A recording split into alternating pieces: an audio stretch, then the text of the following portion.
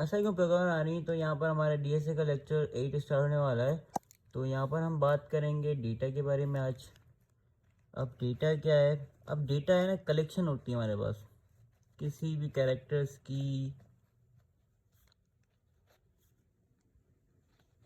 Characters की, numbers की,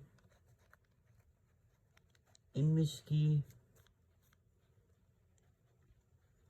video या ऑडियो भी कर दो, ठीक है ना। तो ये कलेक्शन होती है हमारे पास, ठीक है ना। अब फॉर एग्जाम्पल मैं यहाँ पर लिखता हूँ RIHOR। तो ये कलेक्शन तो है, बट यहाँ पर कुछ भी इसका मीनिंग नहीं बन रहा। मीन्स ये विथआउट मीनिंग है, तो इसे हम डेटा कहते हैं। अगर मैं इसको ही प्रोसेस कर देता हूँ, ठीक है, और इसको मैं कर देता हूँ रोहित। अब देख सकते हो यहाँ पर इसकी मीनिंग बन गई है, इसकी मीनिंग नहीं बन रही थी। तो ये हमारी होती है इंफॉर्मेशन।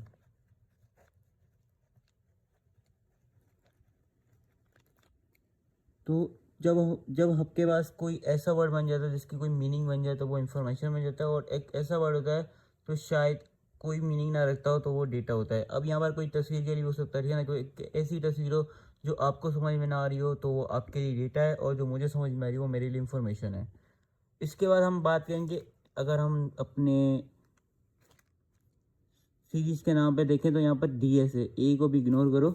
तो डीएस का मतलब है हमारे पास डेटा स्ट्रक्चर।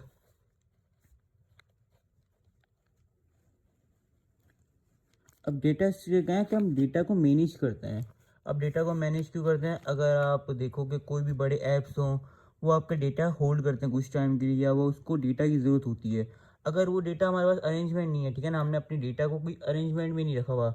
अब यहाँ पर आप समझ लो कि आपके पास एक कबर्ड है और यहाँ पर आपके पास टी शर्ट्स हैं, ठीक है ना। अब आपको पता है कि आपने टी शर्ट सारी अपने कबर्ड में रखी हुई हैं। अब जब भी अपनी बाहर जाओगे कहीं मीटिंग के लिए, कहीं पार्टी में, तो आप क्या करोगे? अपनी कबर्ड से कोई भी टी शर्ट ले लोगे, ठीक है ना। तो ऐसे ही अगर आपने कभी टी शर्ट को किसी ऐसी जगह रख दिए, दूसरे कमरे में फेंक दिया, यहाँ पर फेंक दिया, यहाँ पर फेंक दिया, जब आपको ज़रूरत होगी तो आप पूरे कमरों को ढूंढोगे। तो यहाँ पर क्या होगा, अपनी जो कबर्ड को अरेंजमेंट की है, ठीक है ना। और यार ये थोड़ा सूरी पता नहीं घूम हो गया वीडियो बनाने पहले से, तो उसको देखो मेहनत इतनी कर रहा हूँ, सब्सक्राइब कर दूँ, न्यू पेन खरीदूँ। अब यहाँ पर क्या होगा कि जैसे आपके पास एक जगह कलेक्शन हो जाएगा, आप उसको डेटा को एक जगह मैनेज कर लोगे, तो क्या होगा कि आपका काम बहुत जल्दी होगा। तो पीसी भी ये चाह होता है कि भाई मेरा काम जल्दी हो, क्योंकि उसको चाहिए अगर मैं कुछ चीज़ को प्रोसेस करूँ, मैं बहुत चीज़ जल्दी करूँ, तो इसलिए उसको टाइम ना लगे। तो वो यही चाहता है कि आपकी चीज़, हर चीज़ जल्दी हो। उससे क्या होगा कि आपके काम की मतलब बहुत ही आप फास्ट कर पाओगे। तो यहाँ पर आपके पास मैनेजमेंट हो।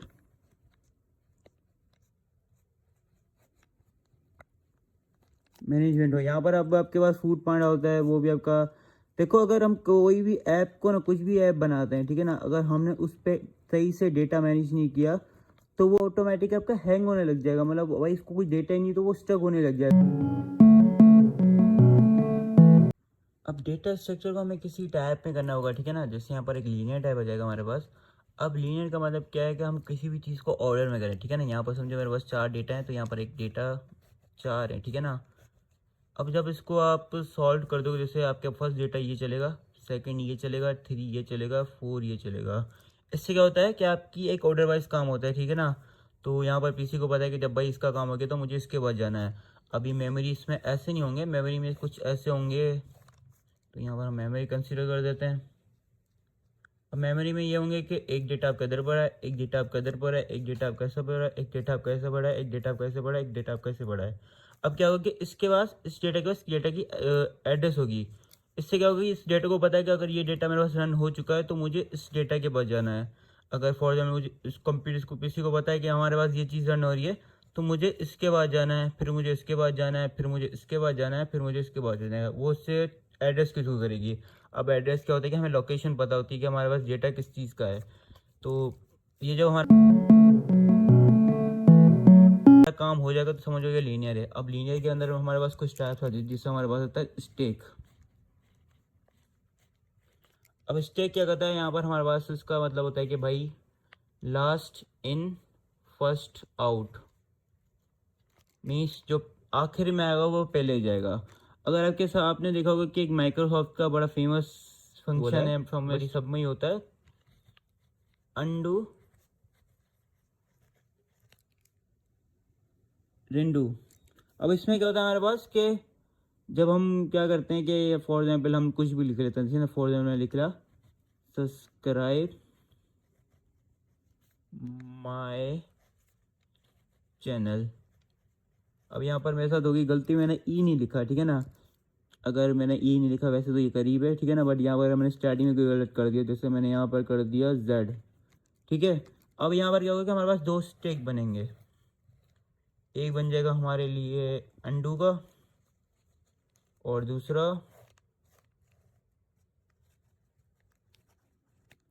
अब यहाँ पर क्या होगा कि हमारे पास के फॉर एग्जाम्पल जैसे मैंने सब्सक्राइब लिखा था पहले, ठीक है ना, तो सब्सक्राइब यहाँ चला गया, सब्सक्राइब हमें छोटे अभी स्मॉल स्मॉल करके लिखूँगा माय, और यहाँ पर हमारे पास चैनल, ठीक है ना। अब मैं क्या करूँगा, जैसे कंट्रोल जेड को दबाऊंगा तो ये क्या होगा कि ये जो चीज़ होगी ना, ये चीज़ यहाँ चली जाएगी, क्योंकि ये लास्ट में आया था और ये फर्स्ट बार निकला यहाँ से, तो यहाँ पर जेड हो गया, फिर ये निकलेगा एम, फिर एस निकलेगा। जब आप इसको कंट्रोल वाई दबाओगे तो ये फिर ऐसे ही यहाँ पर जाएगा, जैसे फॉर एग्जाम्पल यहाँ पर मेरा जेड है, ठीक है ना, तो यहाँ पर पहले एस निकलेगा, फिर मेरा एम निकलेगा, फिर मेरा जेड निकलेगा। तो ऐसे ही हमारा काम होता है, ठीक है ना। तो ये स्टैक्स होते हैं हमारे। अब यहाँ पर आ जाते हैं हमारे पास क्यू। अब इसका कॉन्सेप्ट बिल्कुल सेम ही होता है, बस यहाँ पर थोड़ी चेंजिंग होती है। यहाँ पर हमारे पास होता है FIFO, first in first out. जैसे आप अगर कहाँ भी मैक्स पे जाते हो, ठीक है ना, तो यहाँ पर आप कैशियर के पास जाते हो तो आप लाइन के साथ खड़े होते हो, ठीक है ना। जो सबसे पहले आता है वो सबसे पहले जाएगा।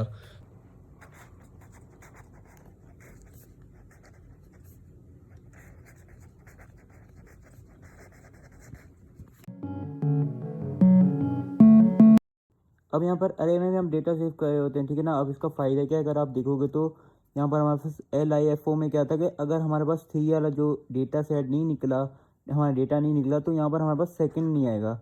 अगर सेकंड नहीं आएगा तो हमारे पास यहाँ पर फर्स्ट नहीं आएगा। तो यहाँ पर FO में देखो तो यहाँ पर भी ये है कि हमारा फर्स्ट ना निकला तो हमारा 2 भी नहीं निकलेगा और हमारा 3 भी नहीं निकलेगा। पर काम अरे करता है, यहाँ ठीक है, थोड़ा जैसे कहता है कि भाई आप कुछ रैंडमली डेटा निकाल सकते हो। जैसे यहाँ पर आपके पास इंट A5, अब यहाँ पर आप ब्रैकेट बनाते हो 1 2 3 4 5, वैसे ऐसे ऐसे बनते नहीं, मैं आपको दिखाने के लिए कर रहा हूँ। तो यहाँ पर क्या होगा कि आपको भाई 1 की ज़रूरत है तो 1 निकाल लो, 2 की ज़रूरत है तो 2 निकाल लो, 4 की ज़रूरत है तो 4 निकाल लो। मीन्स आप रैंडमली कोई भी नंबर निकाल सकते हो। मीन्स आप रैंडमली कोई भी नंबर निकाल सकते हो। अब हमारा दूसरी चीज़ है लिंक लिस्ट। अब लिंक लिस्ट में क्या होता है, जैसे हमारे पास भाई था कि भाई पहले यहाँ पर हम 3 कर सकते थे, 2 कर सकते थे, 1 कर सकते थे, तो हमारे पास को पता था कि सीक्वेंस क्या है। बट यहाँ पर आपको सीक्वेंस ही नहीं पता, ठीक है ना। अगर यहाँ पर आपको 1 डेटा मिल गया, ठीक है ना, तो आपको 2 डेटा मिल जाएगा क्योंकि ये लिंक होगा 1 से। अगर आपको 2 मिल गया तो आपको यहाँ पर 3 मिल जाएगा। अगर आपको 3 मिल गया तो यहाँ पर आपको 4 मिल जाएगा। मीन्स ये ऐसे करें क्योंकि सारे डेटा लिंक्ड होंगे एक फर्स्ट वाले के साथ, ठीक है ना। इससे आप पता कर सकते हो कि अभी कौन सा डेटा आएगा, कभी कौन सा डेटा आएगा, अभी कौन सा डेटा आएगा। मतलब इनके एड्रेस लिंक्ड होते हैं। जैसे आप देखोगे आपकी प्लेलिस्ट होती है, ठीक है ना। अब प्लेलिस्ट में क्या होती है कि एक सॉन्ग होता है वो प्ले करता है, जिसको हम हेड करते हैं। मीन्स ये अभी प्ले हो रहा है सॉन्ग, ठीक है, कोई भी। अब सॉन्ग प्ले हो रहा है तो यहाँ पर दूसरा जो होगा ना, जो इसके साथ लिंक्ड होगा, तो आपने कभी देखा होगा सॉन्ग कभी कभी आगे जब करते हो आप, तो यहाँ पर कोई भी सॉन्ग चल जाता है, ठीक है ना। अगर आप ऑनलाइन स्पॉटिफाई में करते हो तो कोई भी सॉन्ग चल जाता है, ठीक है ना। तो यहाँ पर सॉन्ग आ गया। अब ये जैसे ख़त्म होगा तो ये लोड हो गया, ठीक है ना, मतलब ये लिंक्ड है इसके साथ। अगर जैसे ये सॉन्ग ख़त्म हो गया तो ये सॉन्ग चल जाएगा, और ये भाई रेंडमली चलता है। अब यहाँ पर हम नॉन लीनियर में आते हैं, ठीक है ना। तो यहाँ पर क्या होगा, हमने देखा था कि लीनियर में क्या होता है कि यहाँ पर डेटा जो होता है वो ऑर्डर वाइज चल रहा होता है, बट यहाँ पर ऐसे नहीं होगा, ठीक है ना। यहाँ पर क्या होगा, जैसे हमारे पास डेटा 1 है तो यहाँ हो सकता है डेटा 3 आ जाए, यहाँ हो सकता है डेटा 2 आ जाए, या हो सकता है डेटा 4 आ जाए। मीन्स हमारे पास जो हमारे पीसी को लगेगा, जो हमारा डेटा इंपॉर्टेंट है वो फर्स्ट उसको पिक करेगा। अब इसमें क्या होगा कि हमारे पास 2 तरीके होते हैं, ठीक है ना। एक होगा हमारा ट्री और एक हमारा होता है ग्राफ। अब जैसे ट्री है ना हमारा, जैसे हमारा फैमिली ट्री होता है, ठीक है, हमारे पेरेंट्स होते हैं, पेरेंट्स के चाइल्ड होते हैं, जैसे आप उनके चाइल्ड होते हैं, जो होता है पहले ए चाइल्ड, फिर होता है उसका बी चाइल्ड। अब ए चाइल्ड के भी 2 और चाइल्ड हो गए, ठीक है। और यहाँ पर भी आप देख सकते हो कि यहाँ पर भी हमारे पास बी के भी 2 चाइल्ड हो गए, ठीक है ना। जैसे यहाँ पर हम रख लेंगे सी और डी, तो यहाँ पर भी होंगे ई और एफ। अब इनके भी 2 चाइल्ड हो गए। अब ऐसे ये बढ़ते जाएंगे, ठीक है ना, ये खुद ब खुद बढ़ते जाएंगे। अब फॉर एग्जाम्पल यहाँ पर ये जब समझ लो कि डेटा है हमारा, ठीक है ना। अब जैसे मुझे सी डेटा चाहिए, तो सी डेटा देख सकते हो कि यहाँ पर रैंडमली आएगा, ठीक है ना, क्योंकि यहाँ पर हम आप लोग सोशल मीडिया चलाते होगे, ठीक है ना। अब सोशल मीडिया के जो फ्रेंड सर्कल है, जो आप फ्रेंड्स जो आपके बनते हैं, वो ज़्यादातर ग्राफ का यूज़ करते हैं, वो ग्राफ का यूज़ करते हैं, ठीक है ना। अब कैसे होता है, जैसे मेरे पास मेरा एक दोस्त है, अब मैं दोस्त के नाम नहीं लिख सकता, ठीक है ना, यहाँ पर मैं लिखता हूँ फ्रेंड है, ठीक है। अब फ्रेंड है, हमारा दोस्त है फ्रेंड बी का, हमारा फ्रेंड है, दोस्त है हमारा फ्रेंड सी का, हमारा। अब देख सकते हैं हमारा मेरा फ्रेंड है, फिर दोस्त है फ्रेंड बी का, और फ्रेंड ए वो भी दोस्त है फ्रेंड सी का। अब क्या होगा, जो सी होगा ना वो दोस्त है डी का, और वही डी जो फ्रेंड है वो दोस्त है हमारे बी का। अगर इस ग्राफ में तुम देखोगे तो यहाँ पर हमारे ए और बी जो है ना, इन दोनों का दोस्त, ये दोनों दोस्त नहीं है, ठीक है ना। ये दोनों अपने आप को हमें जानते हैं शायद अपने बी की वजह से या सी की वजह से, ठीक है ना।